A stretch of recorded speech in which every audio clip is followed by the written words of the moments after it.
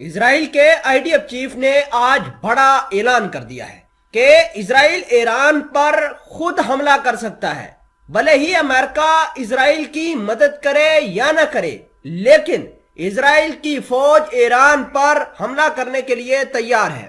اسرائیل کے chief of army staff ہرزوی ہلوی کے مطابق ایران پر IDF بڑی آسانی سے امریکہ کے بغیر حملہ کر سکتا ہے۔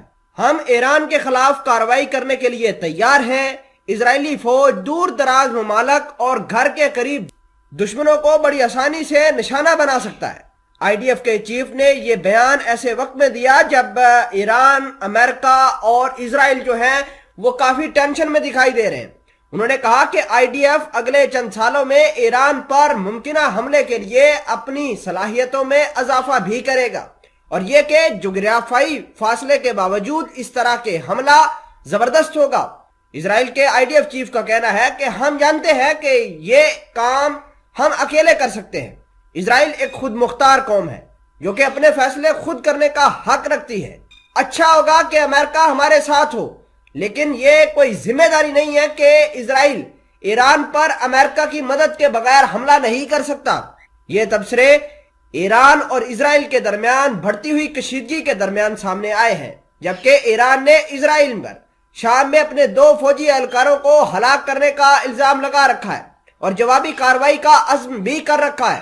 اسرائیل ایران پر جوہری ہتھیار بنانے کا الزام عائد کرتا ہے، جس کی ایران تردید کرتا ہے۔ اسرائیل پہلے خبردار کر چکا ہے کہ اگر سفارتی کوششوں کے باوجود ایران نے اپنا جوہری پروگرام نہ روکا تو فوجی کارروائی کا سہارا لیا جائے گا۔ اسرائیل اور امریکہ کے درمیان ایک غیر معمولی عوامی اختلافات پائے جاتے ہیں۔ صدر جو بائیڈن نے اسرائیلی وزیر اعظم نیتنیاہو سے مطالبہ کیا ہے کہ وہ عدلیہ کو کمزور کرنے کی کوشش سے پیچھے ہٹ جائے، جس نے اسرائیل میں بڑے پیمانے پر احتجاج کو جنم دے دیا ہے۔